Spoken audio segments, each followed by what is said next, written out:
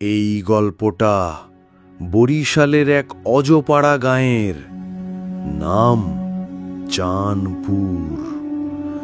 নদী, ঝোপঝাড় আর গলগলে কাদা দিয়ে গড়া একটা নির্জন জনপদ। এই গ্রামে সূর্য ডোবার আগেই মানুষ ঘরে ঢুকে পড়ে, আর রাত হলে চারপাশে একটা চাপা শ্বাস ফেলার শব্দ শোনা যায়। কেউ যেন কাঁদছে পুকুর পাড়ে। ঢাকার কিরণ সাহেব যখন ট্রেন থেকে নামলেন তখন বিকেল 5:30। বরিশাল শহর পার হয়ে গ্রামীণ রাস্তা বেয়ে রিক্সা, ভ্যান, তারপর হেঁটে প্রায় 1 ঘন্টার পথ। তার মামাবাড়ি ছিল এই গ্রামে, অনেক দিন পর আসা। ছোটবেলায় এসেছিলেন একবার, কিন্তু তার কিছুই মনে পড়ে না। শুধু মামা বলতেন, এই গ্রামে এক পুকুর আছে ভাই, নাম বিবির পুকুর, কিন্তু কেউ নামে না ওই পুকুরে, কেউ না। তখন ভেবেছিলেন লোককথা, এবার এসেছেন নিজের চোখে দেখবেন বলে। পথে হাঁটতে হাঁটতে গ্রামের কাঁচা রাস্তাগুলোর পাশে জলের ধান ক্ষেত, মাঝে মাঝে ছোট খাল আর তাল নারিকেলের বাগান চোখে পড়ে। কিরণের চোখ আটকে যায় যখন গ্রামের প্রবেশপথে ছোট্ট একটা বাঁশের তোরণের ওপরে লেখা চাঁনপুর। গায়ের গলি গন্ধে গল্প রয়ে যায়। তোরণ পেরিয়ে গ্রামে ঢুকতেই ছেলেমেয়েরা তার পেছনে তাকিয়ে থাকে। লোকজনও একটু কৌতূহলী, বিদেশ ফেরত কেউ মনে করে হয়তো। কিরণ যখন পুরনো দোতলা কাঠের বাড়িটায় পা রাখলেন তখন চারপাশে ছায়া নেমে এসেছে। বাড়ির দেয়াল জুড়ে লতা গজিয়েছে, বারান্দার বাঁধানো পাটাতনে পড়ে আছে শুকনো পাতা। চাবি পেয়ে ভেতরে ঢুকেই এক ধরনের গন্ধ নাকে এলো, পুরনো কাঠ, ধুলো আর স্মৃতির মিশ্র ঘ্রাণ। ঘরের সবকিছু ঠিকঠাক, মামার রেখে যাওয়া আলমারি, খাট, ড্রয়ারে কিছু পুরনো বই। তবে এসবের চেয়ে বেশি টানছিল জানালার পাশে থাকা সেই দৃশ্যটা, একটা বিশাল পুকুর যার চারপাশে কচুরিপানা আর গাছগাছালি। পাড় জুড়ে কেউ নেই, যেন এক মৃত জায়গা। কিরণ নিচু গলায় বললেন, এইটাই নিশ্চয়ই বিবির পুকুর। রাত তখন 8টা ছুঁই ছুঁই। একটু আগে গ্রামের এক কিশোর করিম এসে খাবার দিয়ে গেছে। মুড়ি, দই, ডালপুরি। বলেছে হাসিম কাকার বউ পাঠিয়েছে। খাবার শেষ করে জানালার দিকে তাকাতেই কিরণ থমকে যান। পুকুর পাড়ে একটা সাদা কাপড়ের মতো কিছু নড়ছে বাতাসে। সেই কাপড় নাকি নাকি কেউ? আবার তাকান, কিছুই নেই। কিরণ মাথা নাড়িয়ে নিজেকে বলেন, ভ্রম, নতুন জায়গা, হয় এমন। কিন্তু রাত 10:30টার দিকে বাইরের দিকে হঠাৎ এক কান্নার শব্দ ভেসে আসে। একজন নারী দূর থেকে যেন থেমে থেমে কাঁদছে। হু হু হু। কিরণ চমকে ওঠেন, উঠে দাঁড়ান, জানালা খুলে বাইরে তাকান। পুকুর তখন নিঃশব্দ, জলের ওপর চাঁদের ছায়া, বাতাস নেই, শব্দ নেই। হঠাৎ বাঁ পাশের গাছের দিকে তাকাতেই মনে হলো একটা ছায়া দৌড়ে গেল। কিরণের বুক ধক করে ওঠে। পরদিন সকালে করিম এসে কিরণকে সালাম দিয়ে বলে, ভাইজান, কাল রাইতে আপনি জানালা খুইলা রাখছিলেন? হ্যাঁ, কেন? ওই পুকুরটায় জানেন না পিচাস থাকে, রাইতে কেউ চায় না বাইরইতে, কেউ ডাকে বুঝা যায় না। কিরণ অবাক হয় বলে, কি বলো, পিচাস মানে? করিম চোখ নিচু করে বলে, এই পুকুরটায় এক সময় এক বিবি মরছিল, তারপর থেকেই কান্নার আওয়াজ আসে। কেউ ডাকলে যেন ধইরা নেয়। এইটা আমরা কইও না কাউক, কিন্তু কাল রাইতে আপনি। কিরণের মুখে কথা আটকে যায়। সন্ধ্যায় কিরণ হাঁটতে বেরোন, পুকুরের দিকে এগিয়ে যান। পুকুরটার চারপাশে ঘন ঝোপ, কিছু পুরনো বাঁধানো ঘাট যেটা প্রায় ভেঙে গেছে। তিনি নিচু হয়ে জলের দিকে তাকান, তার প্রতিবিম্ব কাঁপছে। আর ঠিক তখনই তিনি স্পষ্ট শুনতে পান, পেছন থেকে কেউ ফিস ফিস করে ডাকে, কিরণ। তিনি চমকে পেছনে তাকান, কেউ নেই। আবার পানির দিকে তাকাতে গিয়ে তার চোখ স্থির হয়ে যায়। পানির নিচে স্পষ্ট একটা নারীর মুখ, চোখ খোলা, তাকিয়ে আছে তার দিকে। কিরণ চিৎকার করে পেছনে হটে যায়, পা পিছলে পড়ে যান, জ্ঞান হারিয়ে যান। চোখ খুলতেই দেখে করিম তার মাথার পাশে বসে। মকবুল চাচা, একজন বয়সী মানুষ, এসে কিরণের হাত ধরে বলেন, বুঝছিলামই আপনি পুকুর পাড়ে গেছিলেন, বিবির পুকুর আপনাকে ডাকছে। আপনি কেউ না, আপনিই উত্তর দেবেন ওর। কিরণ প্রশ্ন করতে চায়, কিন্তু গলা শুকনো। তবে তার মনে তখন একটা কথাই ঘুরছে, কে এই বিবি? কেন এই পুকুর আমাকে ডাকছে? সকালের আলোয় গ্রামটা যতটা নিরীহ দেখায়, রাত নামলেই যেন সব কিছু বদলে যায়। কিরণের শরীর এখনো দুর্বল, তবে তার মনের ভেতর কুয়াশার মতো জমে আছে কাল রাতের সেই মুখ। জলের নিচে ঠান্ডা চোখে তাকিয়ে থাকা এক নারী। চুপচাপ উঠোনে বসেছিলেন তিনি। এমন সময় করিম আবারও এসে বলে, সাসাইতেছে, উনি কইছিলেন আপনার লগে একটু কথা কইব, হি জানেন অনেক কিছু। কিরণ মাথা নাড়েন। তিনি নিজেও অপেক্ষা করছিলেন এই বৃদ্ধের জন্য। মকবুল চাচা, প্রায় ৮০ ছুঁই ছুঁই বয়স, রুক্ষ চেহারা, চোখে পুরু চশমা। হাঁটতে হাঁটতে এলেন কিরণের উঠানে, বসে বললেন, কাল রাইতে বিবি আপনারে দেখা দিছে, তাই না? আপনি জানলেন কিভাবে? বিস্ময়ে প্রশ্ন করল কিরণ। মকবুল চাচা শান্তভাবে বলেন, ও ডাক দেয় কেবল ওর মানুষদের, যেইগুলি ওর কষ্ট বুঝবে, যাদের দরকার তাগই ও দেখে। আপনি তাগই একজনে। কে এই বিবি? জিজ্ঞেস করলেন কিরণ। চাচা খানিক চুপ করে থাকলেন, যেন স্মৃতির কোনো পুরনো খোলা পাতায় চোখ রাখলেন। তারপর ধীরে ধীরে বলতে শুরু করলেন, এই যে পুকুর, এইটার জায়গায় এক সময় আসিল জমিদার সাহেবের বাগান, আর ওই বাগানে থাকতো হেরা মেয়ে বিবি। আসল নাম আসিল রৌশন আরা খাতুন, কিন্তু আমরা ডাকতাম বিবি। মকবুল চাচা বলেন, বিবি আসিল একেবারে হুর পরি, চোখে সাদা পানি, কপালে ছোট টিপ।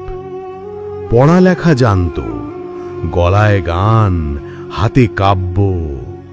তখনকার দিনে মেয়েরা বই পড়ত না, কিন্তু বিবি শিখত ঢাকার কাশিমুদ্দিন মৌলবীর কাছে। বয়স ছিল মাত্র 22, কিন্তু মুখে এমন দাপট ছিল গ্রামের সবাই ভয় পাইত। সে আসিল জমিদার হফিজ উদ্দিনের মেয়ে। জমিদার মারা গেলে পুরো সম্পত্তি চলে আসে তার নামে। সেই পুকুর বানান সে নিজ হাতে, গ্রামের সবার খাবার পানির জন্য। তখন কেউ নাম রাখে বিবির পুকুর। কিন্তু জমিদারির টান আর নারী শাসন গ্রামের মোড়লরা মেনে নিতে পারে নাই। একদিন রাতে হঠাৎ আগুন লাগে বাড়িতে। লোক বলে আত্মহত্যা করছে বিবি, কেউ বলে গ্রামের কিছু লোক চাপা খবর দিয়া পুকুরে চুবায়া মারছে। কিন্তু তার লাশ মেলে নাই কখনো। শুধু পরদিন ভোরে পুকুরে ভেসে ওঠে একখান লাল ওড়না আর গলার মুক্তোর মালা।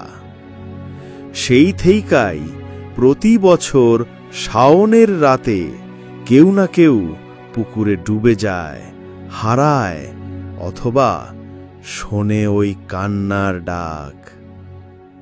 কিরণের গা শিউরে ওঠে। আপনি কিভাবে জানলেন এসব? আমি তখন ছিলাম ঘরের পেছনের দর্জি, বিবির কাপড় সেলাই করতাম। ওর চোখে আমি আগুন দেখছি, আর ওর মৃত্যুর পর ওর আত্মা যেন কিছু খুঁজে বেড়ায়। চুপ করে বসেছিল কিরণ। বাতাসে একটা অদ্ভুত ঠান্ডা ভাব। মকবুল চাচা আবার বলেন, আপনি আসছেন কপালে টান বইলা। বিবি এখনো শান্তি পায় নাই ভাইজান। আপনার দরকার হইব ওরে সাহায্য করবার। যদি সাহস থাকে আগামী শুক্রবার রাইতে পুকুর ঘাটে আইসেন, আমি সব দেখামু। সন্ধ্যা নামে ধীরে ধীরে। পুকুরের পানি তখনও নিস্তব্ধ, গাঢ় সবুজ। কিরণ জানে সে থেমে গেলে আর কেউ থাকবে না, কারণ সত্যিকার ইতিহাস শুধু বইয়ে নয়, গায়ের মাটি আর মানুষের চোখেই জমে থাকে সত্যের সবচেয়ে ভয়ঙ্কর ছায়া। চাঁদপুর যেন নিঃশ্বাস আটকে বসে আছে।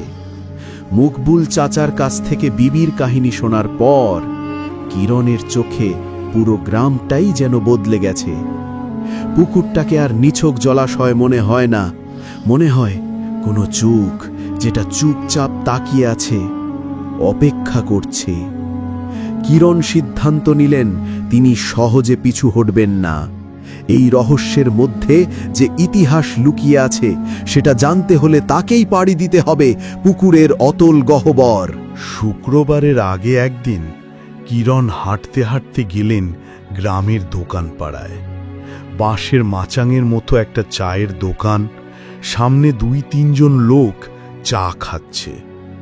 তাদের মধ্যে একজন ছিলেন ধনু চাচা, মাথায় গামছা, হাতে লাঠি। শুনছি আপনি মামাবাড়ি আইছেন শহর থেকে? হ্যাঁ, খারাপ জায়গা বেছে নিছেন ভাই, ওই পুকুরে কোনো মঙ্গল নাই। আপনিও বিশ্বাস করেন এখনো? চাচা চুপ। তারপর বলেন, আমি চোখে দেখছি না, কিন্তু আমার ছোট ভাই ও ডুবছিল ওই পুকুরে শূন্য পানিতে। একদিন আগেও সাঁতার কাটতো, কিন্তু হঠাৎ করে টান খাইল। তার মুখে গা ছমছমে এক বিষাদ জমে যায়। ও মরার পর থেকে কেউ ওই পথে হাঁটে না রাইতে। পুকুরের পাড়ে দাঁড়াইলে নাম ধইরা ডাক আসে, কারোর বউ হারায় গেছে, কারোর বাচ্চা। কিছু মনে কইরেন না ভাইজান, আপনি ভালো মানুষ, তাই কইলাম। অতিরিক্ত আগ্রহ বিপদ ডাকে। কিরণ চুপচাপ উঠে পড়লেন। তার ভিতরে ভয় নেই, বরং এক অদ্ভুত আকর্ষণ জমছে সেই পুকুরের প্রতি। সন্ধ্যা, চারপাশে জোনাকি জলে, পুকুরের পানি গভীর অন্ধকারের মতো। কিরণ দূর থেকে তাকিয়ে থাকেন। ঠিক তখনই শুনতে পান, আমার ভাই হারায় গেছে, ভাইজান। এক মহিলা ছুটে আসছে ঘাটের দিকে, তার কাঁধে চাদর, পেছনে কিছু লোক। কিরণ দৌড়ে কাছে যান। কি হইছে? আমার ভাই হানিফ সকালে মাছ ধরতে গেছিল পুকুরের কোনায়, আর আসে নাই ভাইজান।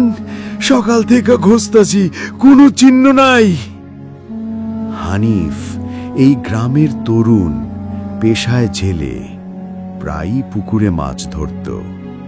তাকে ঘিরে সবার উত্তেজনা বাড়তে থাকে। মকবুল চাচাও এসে দাঁড়ান, বলেন, ওই পুকুর আবার নিচে কেউ রে, বিবির খোঁজ বেড়ে গেছে, তাই টান বাড়ছে। রাত ৯টা। গ্রামের কিছু লোক কুয়াশার মধ্যে টর্চ নিয়ে খুঁজতে বের হয়। কোনো চিহ্ন নেই। পুকুরের পাশের জলে একটা ভেসে থাকা কলসি ছাড়া কিছুই নেই। কিন্তু কিরণের চোখ এক জায়গায় আটকে যায়। একটা গাছের ডালে লটকে আছে হানিফের গায়ের গামছা। সে ডাল কেউ ছুঁতে পারবে না যদি না পানিতে নামে। মকবুল চাচা ফিসফিস করে বলেন, ও গামছা নয়, ও চিহ্ন। ও দেখায় বিবি কাদের নিবে। হানিফের মা কান্নায় ভেঙে পড়েন। গ্রামের লোকজন ভয় পেয়ে যায়। সেই রাতেই মসজিদের মাইক দিয়ে ঘোষণা আসে, আজ থেকে কেউ পুকুর পাড়ে যাইবেন না, বিবির পুকুর আবার জাগছে।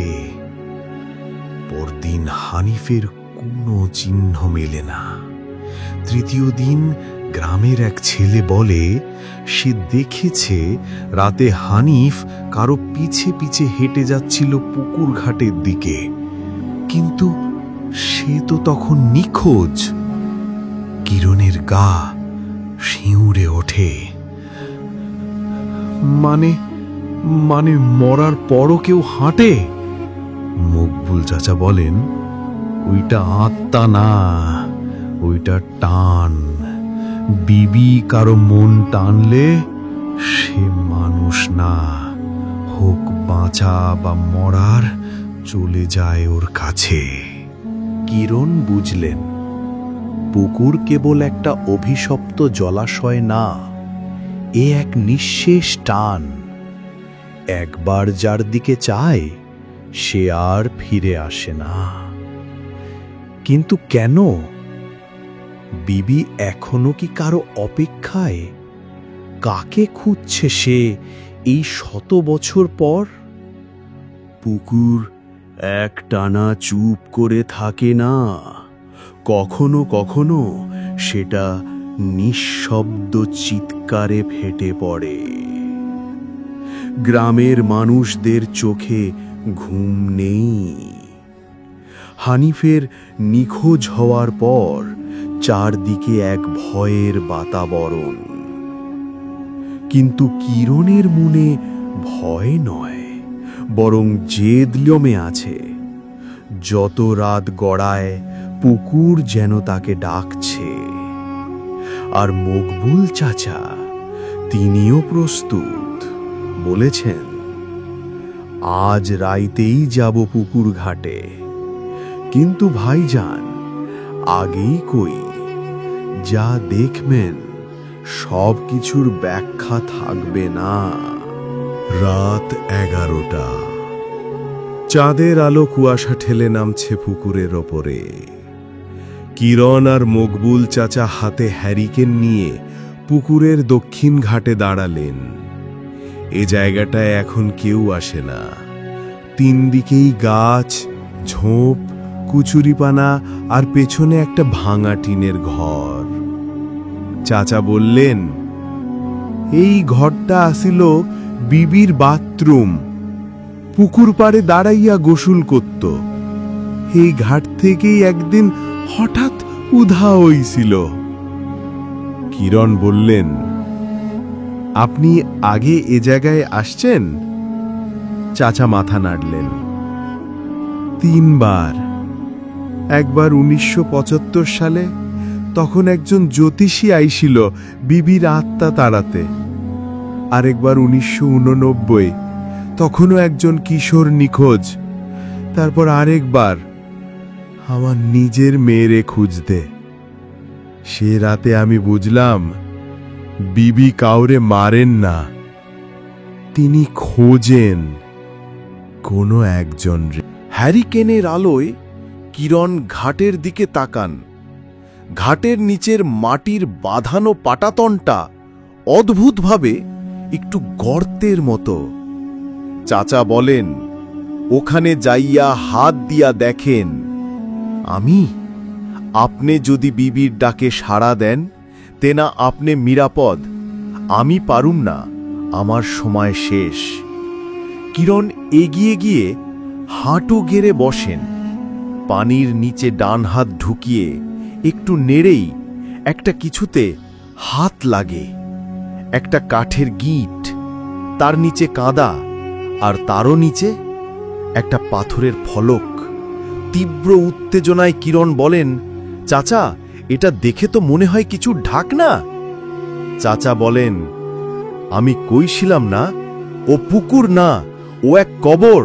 কিরণ ফলকটা তুলে ধরতেই পানির নিচ থেকে এক ধোঁয়ার মতো হাওয়া বের হয়। সাথে সাথে গা শিরশিরে একটা শব্দ, আহারে, আমারে কেউ বুঝল না। একটা নারী কণ্ঠ, খুব ধীরে ধীরে কিন্তু কষ্টের ভারে ভাঙা।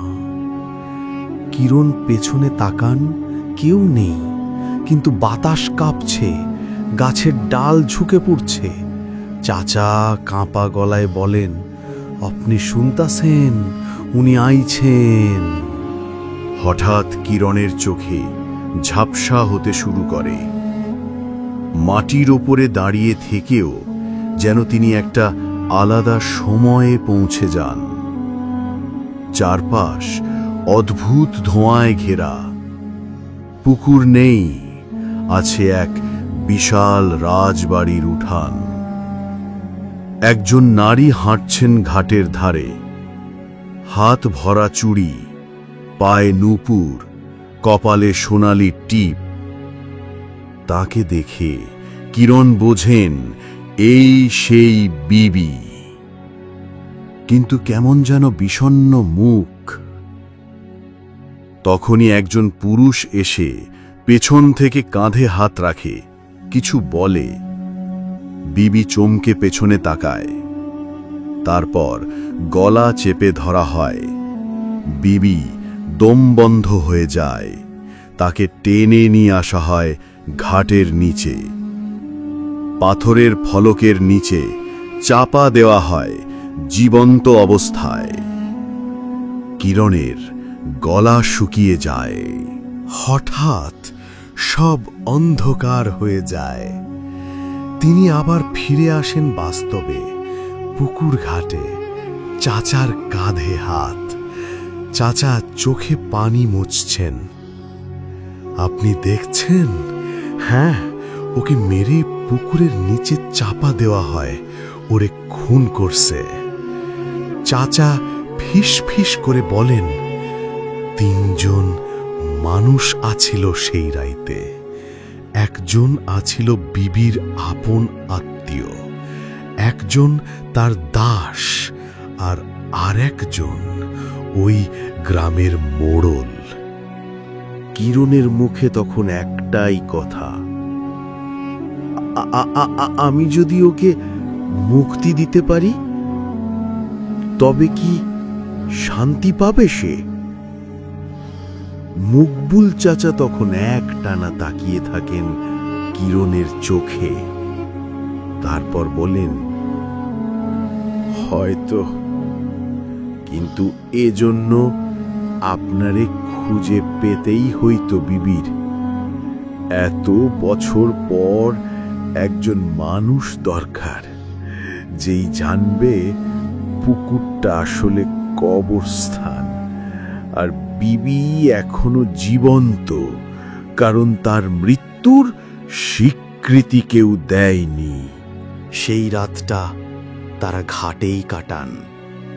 কিরণের মাথায় এখন একটাই ভাবনা, কোনোভাবে খুঁজে বের করতে হবে সেই 3 জন খুনির নাম, প্রমাণ। আর তখনই সে দিতে পারবে বিবির মৃত্যুর স্বীকৃতি। আর সে জানে এই গ্রামে এখনো লুকিয়ে আছে সেই ইতিহাসের উত্তরাধিকারীরা। চাঁদপুর গ্রামের আকাশ যেন আগের চেয়ে ভারী। বাতাসে এখন আর ধান ক্ষেতের গন্ধ নেই, আছে কোনো এক অদৃশ্য অতীতের ছায়া যা কিরণের পিছু নিয়েছে। মকবুল চাচা তখনও তার পাশে, কিন্তু স্পষ্ট জানিয়ে দিয়েছেন, এখন থেকে যা করবেন একা করবেন ভাইজান।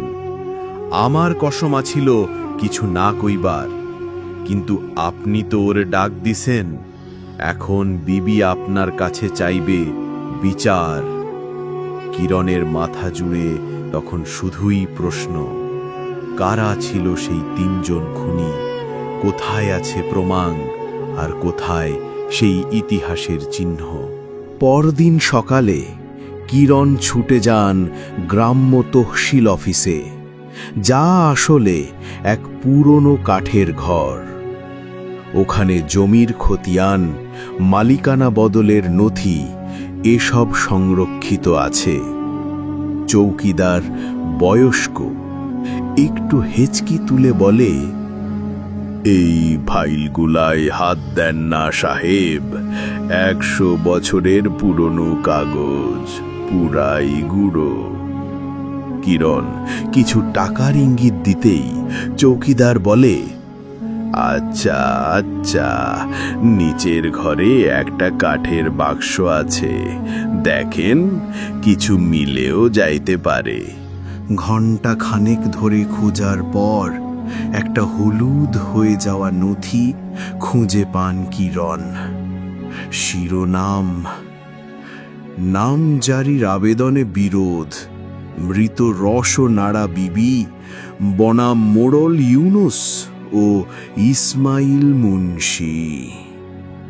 তার নিচে আরো লেখা, অভিযোগ, বিবিকে হুমকি ও সম্পত্তি দখলের চেষ্টার অভিযোগে 2 বিবাদীকে প্রাথমিকভাবে তলব করা হইয়াছিল, কিন্তু মামলা নিষ্পত্তির আগেই বিবি নিখোঁজ হইয়া যান। বুকের ভেতর যেন একটা বোমা ফেটে যায় কিরণের।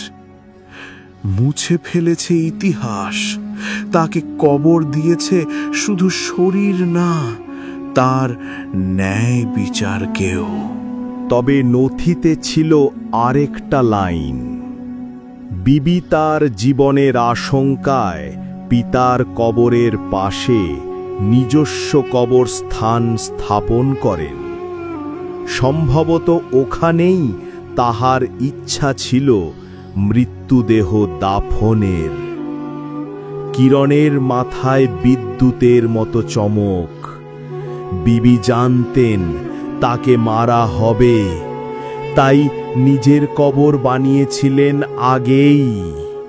তিনি ছুটে যান পুকুরের উত্তর পূর্ব কোণায়, যেখানে গাছ ঝোপে ঢাকা একটা জায়গা।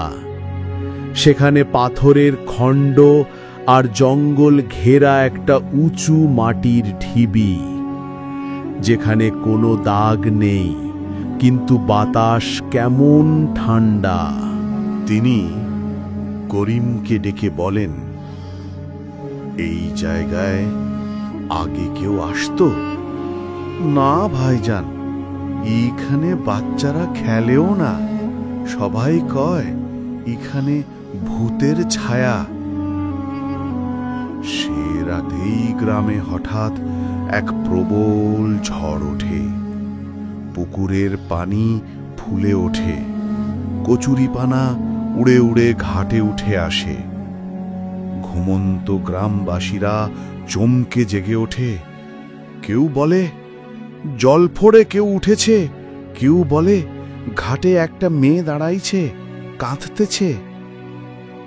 কিন্তু সকালে উঠে দেখা যায় পুকুর ঘাট একেবারে পরিষ্কার।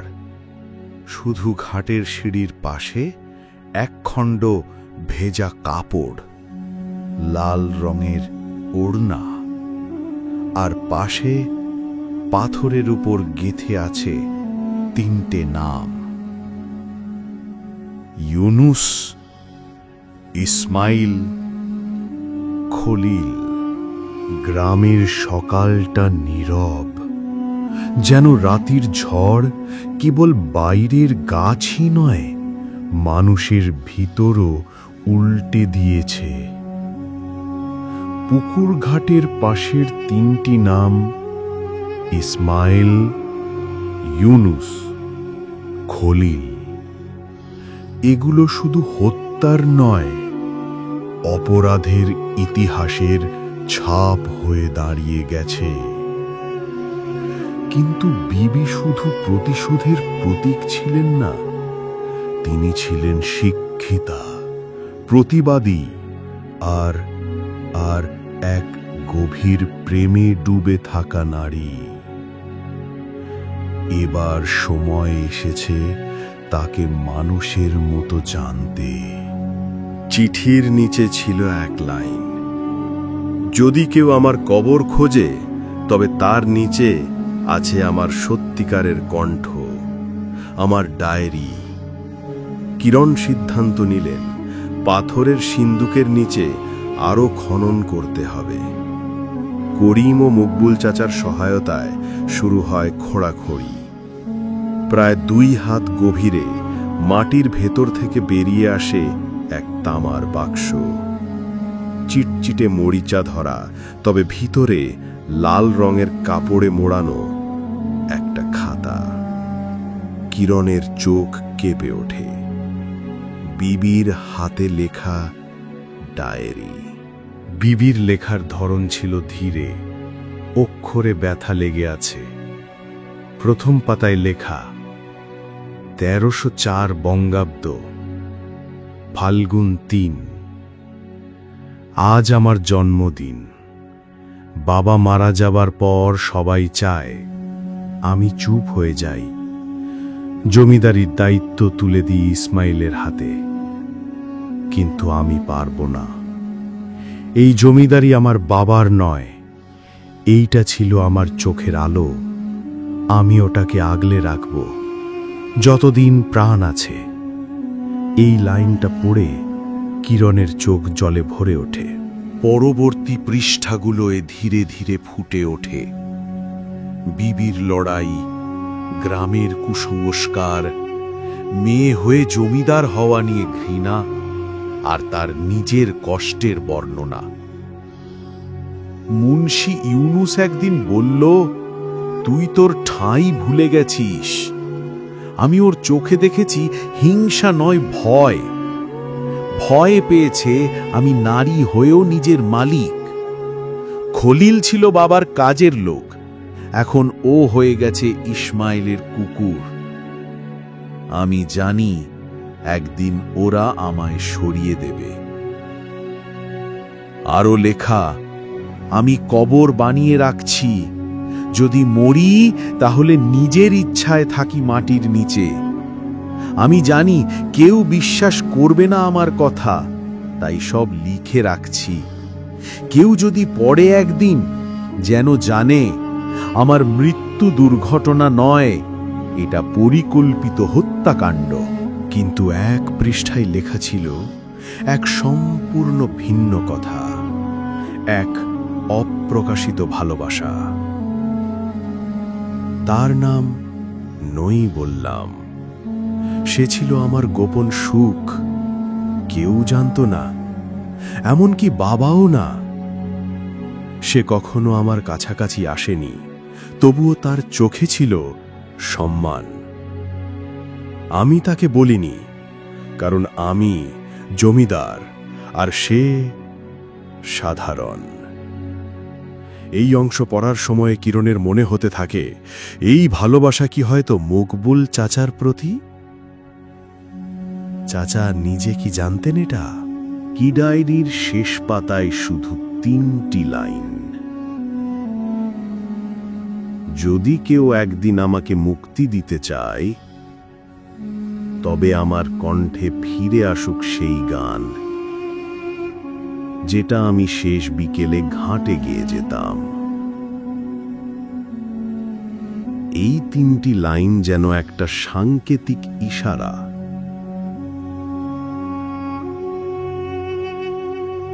কিরণের মাথায় ভেসে ওঠে সেই বিকেলের বর্ণনা, যখন তিনি প্রথম পুকুরে এসেছিলেন।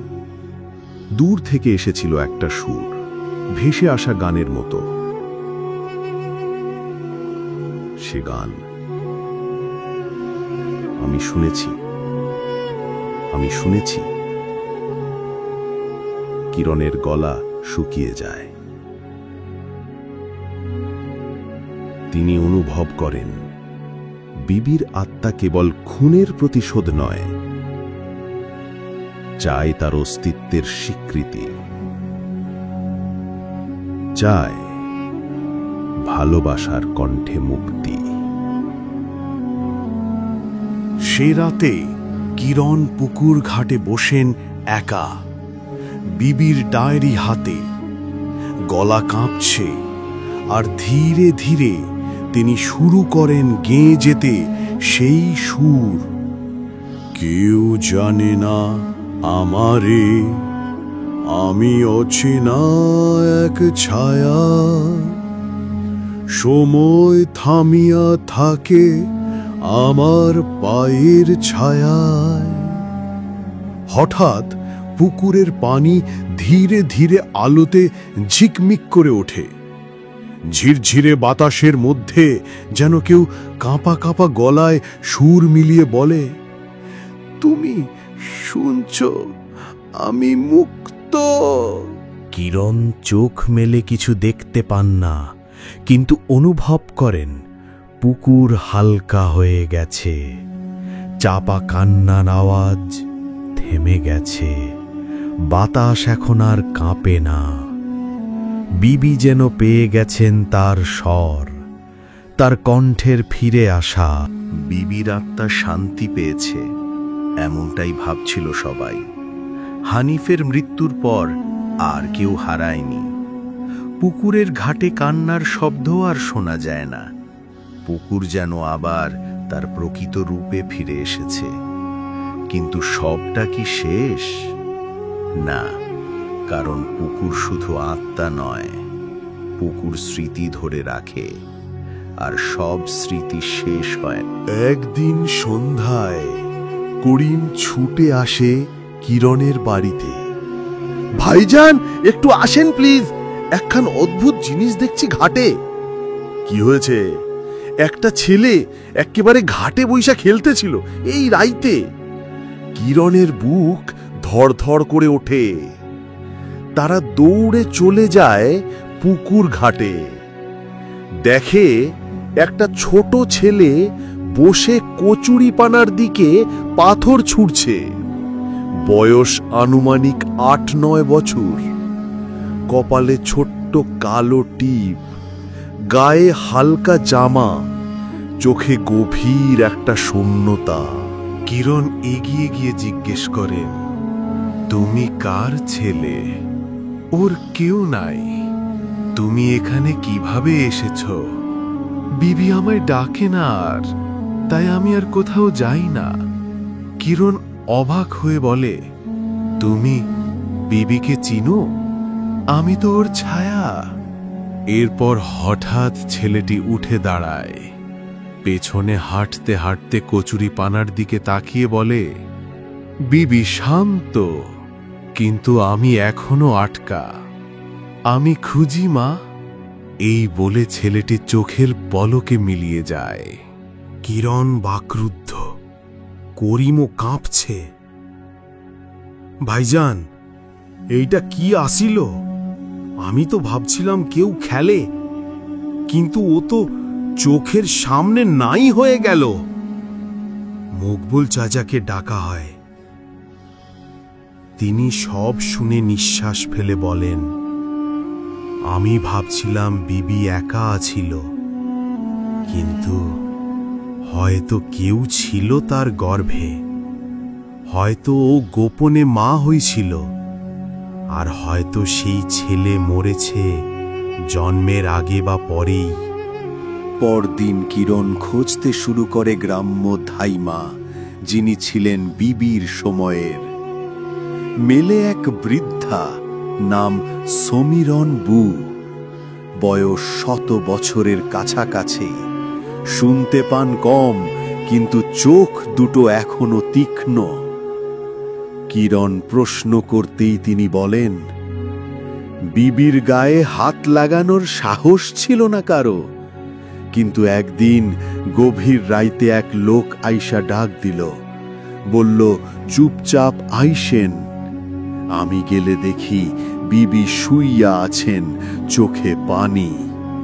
বললেন, বাঁচান, আমার গর্ভে সন্তান, কিন্তু এই সন্তান যদি জানাজানি হয় আমি মরব।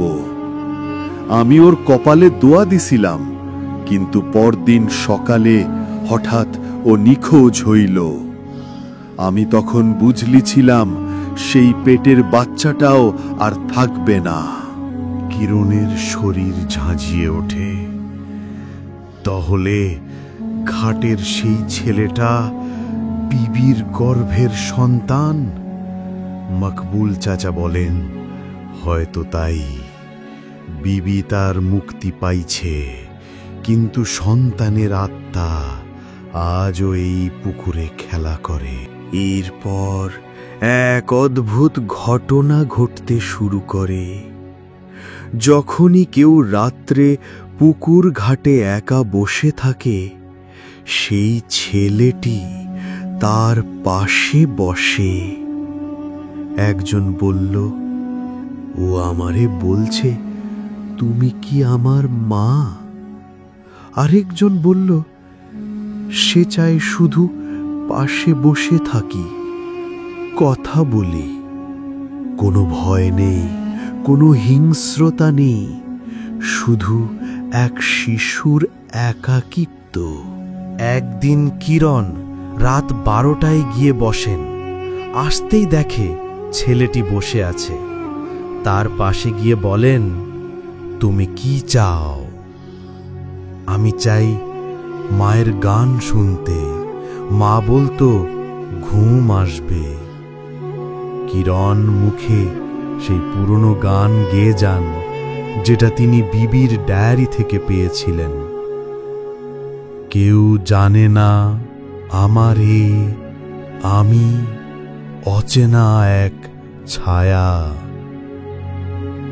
গান চলার সাথে সাথে ছেলেটি ধীরে ধীরে হাওয়ার মতো মিলিয়ে যায়, আর পুকুরের উপরে ধোঁয়ার মতো একটি রূপালী আলো ওঠে।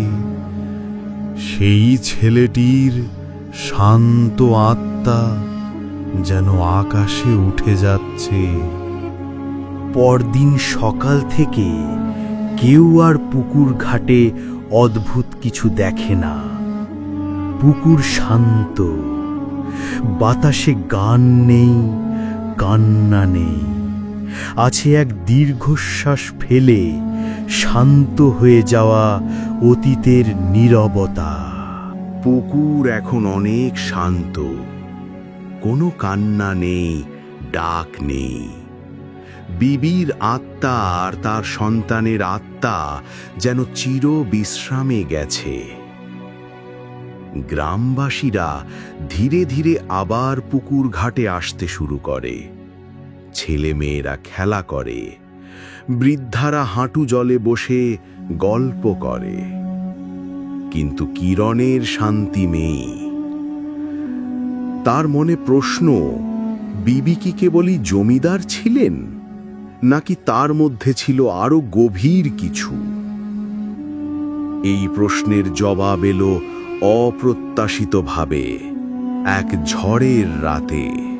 একটা গভীর কালো মেঘে ঢাকা সন্ধ্যায় একটি বজ্রপাত সরাসরি আঘাত হানে গ্রামের উত্তর কোণে থাকা পুরনো শিব মন্দিরে, যেটা বছরের পর বছর ধরে পরিত্যক্ত ছিল। পরদিন সকালে লোকজন দেখতে পায় মন্দিরের একাংশ ধসে পড়েছে, আর ভেতরে একটা অদ্ভুত কালো পাথরের মূর্তি আধা মাটি চাপা অবস্থায় পড়ে আছে। মূর্তি অদ্ভুতভাবে সাদা শাড়ি পরা নারীর, কিন্তু ঠোঁটে এক বিন্দু হাসি আর চোখে গা ছমছমে শূন্যতা। কিরণ খবর পেয়ে মকবুল চাচাকে নিয়ে সেখানে পৌঁছান। মন্দিরের পাশে গ্রামের বৃদ্ধ পুরুষ দাঁড়িয়ে কাঁপা গলায় বলেন,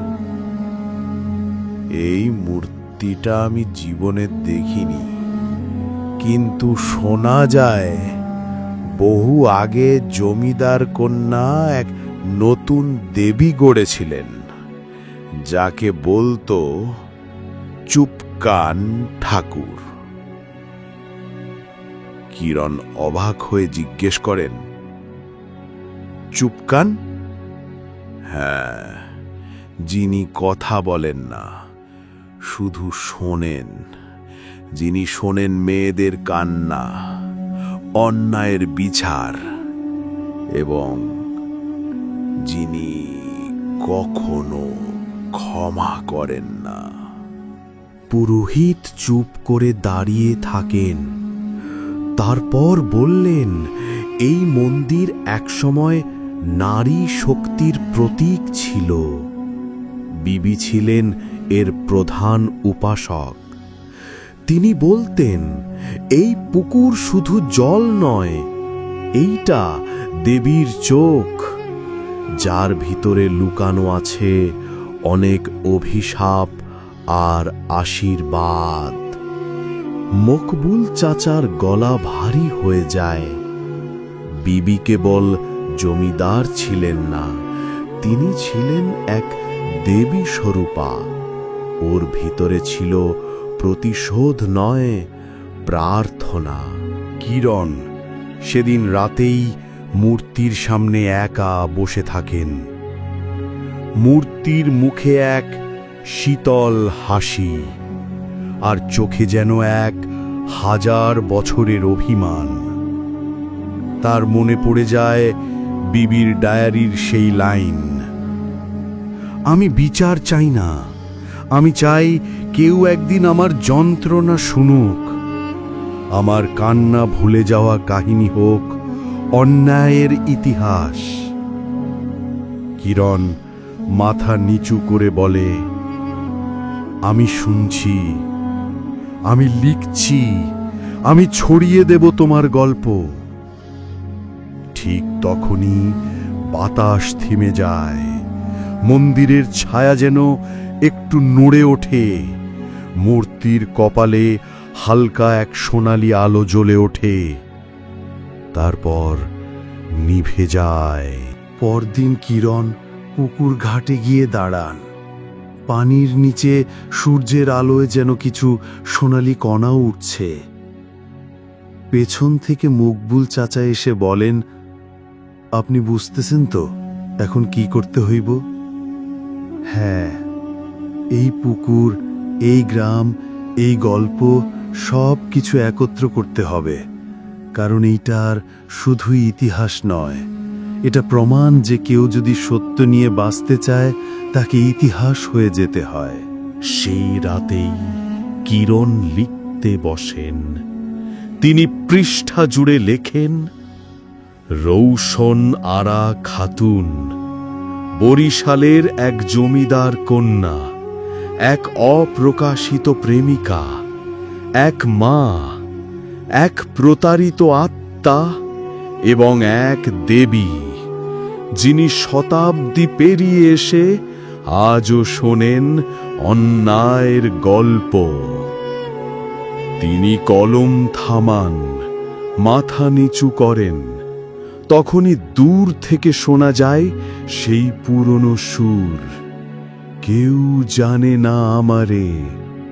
পুকুরের উপরে হালকা ধোঁয়ার মতো আলো ভেসে উঠে, আর তার মধ্যে এক মুহূর্তের জন্য কিরণ দেখেন বিবি, ম্লান হাসি মুখে, শান্ত, ধীর, আর তার কোলের শিশুটি ঘুমিয়ে আছে।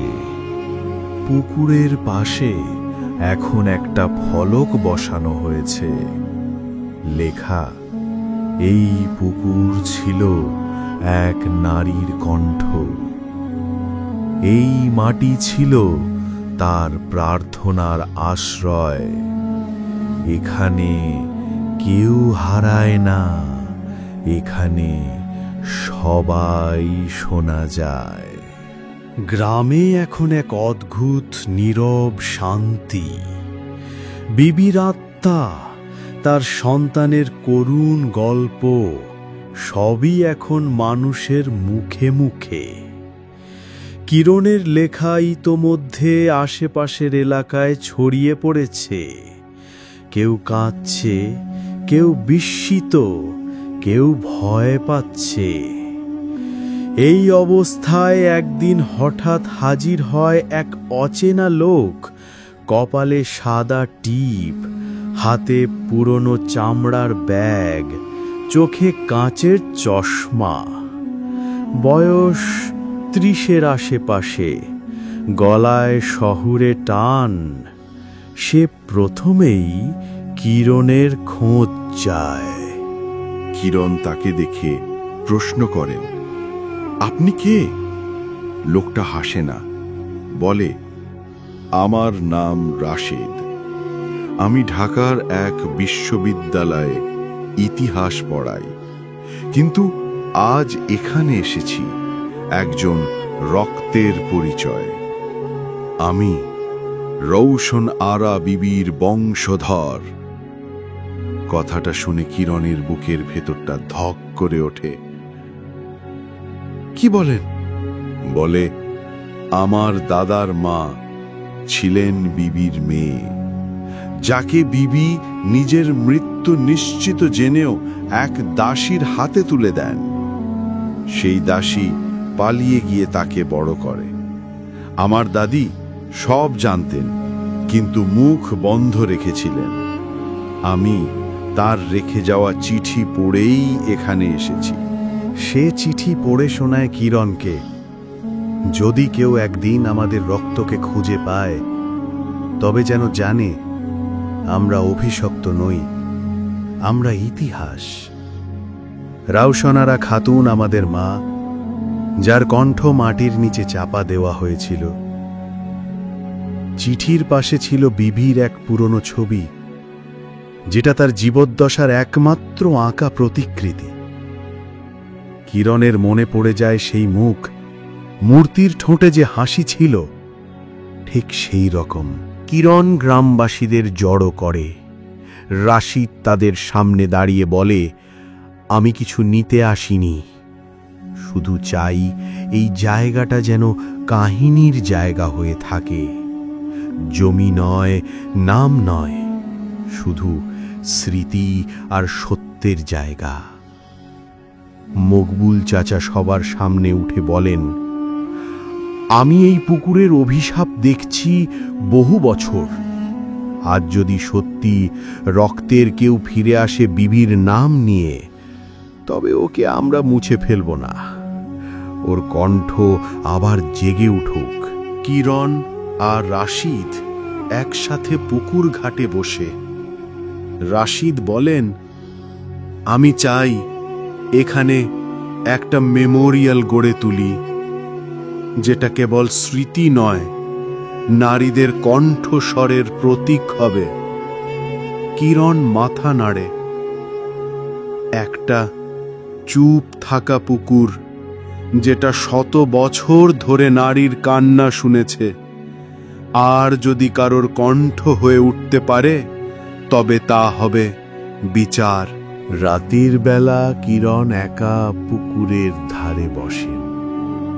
তার পাশে এসে বসে রাশিদ। পুকুরের জলে প্রতিফলিত চাঁদের আলো দেখে বলে, জানো, আমার দাদি বলতেন পুকুরের পানি আসলে মানুষের চোখের মতো, যেটা সব দেখে কিন্তু কিচ্ছু বলে না। এখন বলছে। কিরণ ফিসফিস করে। তারা দুজন বসে থাকেন দীর্ঘক্ষণ, আর পেছনে হালকা বাতাসে এক সুর ভেসে আসে, কেউ জানে না আমারে। পরদিন পুকুর ঘাটে ফলক বসানো হয়। ফলকে লেখা হয়, এই ঘাটে একদিন এক কণ্ঠ চাপা পড়েছিল। আজ সেই কণ্ঠ ফিরে এসেছে কালের ধারায়, রক্তের ভিতর দিয়ে উত্তরসূরির মুখে। গ্রামবাসীরা দাঁড়িয়ে দাঁড়িয়ে দেখে, পুকুরে এখন আর ভূতের ছায়া নেই, শুধু আছে বিবির গল্প। বিবির পুকুর এখন ইতিহাস। পুকুরের ধারে নির্মাণ হয়েছে ছোট্ট একটা স্মৃতিসৌধ, যার পাশে দাঁড়িয়ে কেউ কেউ চোখ বন্ধ করে শোনে অতীতের নিঃশব্দ কান্না। রাশিদ ফিরে গেছে ঢাকায়। মকবুল চাচা আগের চাইতে অনেক শান্ত, আর করিম প্রতিদিন পুকুর পরিষ্কার রাখে। আর কিরণ, তিনি ফিরে গেছেন তার শহরে। কিন্তু পুকুর, বিবি এবং সেই অশরীরী কান্না এখনো যেন পিছু নেয় প্রতিদিন। ঢাকায় নিজের রুমে বসে কিরণ নতুন একটা বই লিখতে শুরু করেন। এক নারীর পুকুর, এক গ্রামের ইতিহাস। বইয়ের ফ্ল্যাপে লিখেন, যে কথা কেউ শোনে না তা হারিয়ে যায় না, বরং তা রয়ে যায় সময়ের নিচে, অপেক্ষায়, কেউ একদিন কান পেতে শুনবে বলে। বইয়ের কাজ প্রায় শেষ। ঠিক তখনই ডাকপিয়ন একটি পুরনো খাম এনে দেন। প্রেরকের নাম নেই, খামের ওপর লেখা, যদি সত্যি তুমি আমার কথা শুনে থাকো তবে খুলো। কিরণ খামটা খুলে দেখেন, ভিতরে এক চিঠি, মলিন হলুদ কাগজে কাঁপা হাতে লেখা অক্ষর, বিবির হাতের লেখা। চিঠির শুরুতে লেখা, আমার নাম রওশন আরা খাতুন। যদি এই চিঠি কারো হাতে পৌঁছায় তাহলে বুঝব আমার কণ্ঠ কেউ শোনার চেষ্টা করেছে। কিরণের চোখ কাঁপে। চিঠির বাক্যগুলো ধীরে ধীরে তাকে টেনে নেয় এক অদৃষ্ট সময়ের মধ্যে। আমার ভুল ছিল একটাই, আমি সত্যকে ভালোবাসতাম। আমি প্রেম করেছিলাম, আমি মা হয়েছিলাম, আমি জমিদার হয়েও মানুষ হতে চেয়েছিলাম। আমার চারপাশে শুধু ক্ষমতা, ষড়যন্ত্র আর নীরবতা। কেউ কিছু বলেনি, কেউ শোনেনি, কিন্তু তুমি শুনেছ। চিঠির শেষে লেখা, তুমি আমাকে স্বর দিয়েছ, ইতিহাস দিয়েছ, চোখ দিয়েছ, আর তাই আমি তোমাকে দিচ্ছি আমার সর্বশেষ প্রার্থনা। যদি পারো এই পুকুরের পাশে একটা ছোট পাঠাগার তৈরি করো, যেখানে মেয়েরা এসে লিখতে পারবে, পড়তে পারবে। কেউ যেন আর চুপ না থাকে। আমার কথা লেখা শেষ। এবার আমি সত্যি চলে গেলাম। রওশনারা। চিঠিটা পড়ার পর কিরণ কাঁদেন না। চোখে জল আসে, কিন্তু সেটা কান্না নয়, অভিমানের মুক্তি। মাস দুয়েক পরে চাঁদপুর গ্রামে পুকুর ঘাটের পাশে নির্মাণ হয় ছোট্ট একটা কাঠের পাঠাগার। নাম রাখা হয় বিবির ঘর, গল্প বলার জায়গা। ভিতরে আছে বই, খাতা, কলম, চেয়ার আর দেয়ালে লেখা। তুমি যদি কখনো অনুভব করো তোমার কথা কেউ শুনছে না, তাহলে এখানে এসো। এই ঘর শুনবে, এই পুকুর স্মরণ রাখবে। শেষ বিকেলে কিরণ আবার গ্রামে যান। তিনি পুকুরের পাশে দাঁড়িয়ে থাকেন। পুকুরে সূর্য ডুবে যাচ্ছে ধীরে ধীরে। তখনই হাওয়ার ভেতর ভেসে আসে সেই সুর, কেউ জানে না আমারে। কিরণ হাসেন, চোখ বন্ধ করেন, বলেন ধীরে, এখন জানে, এখন সবাই জানে।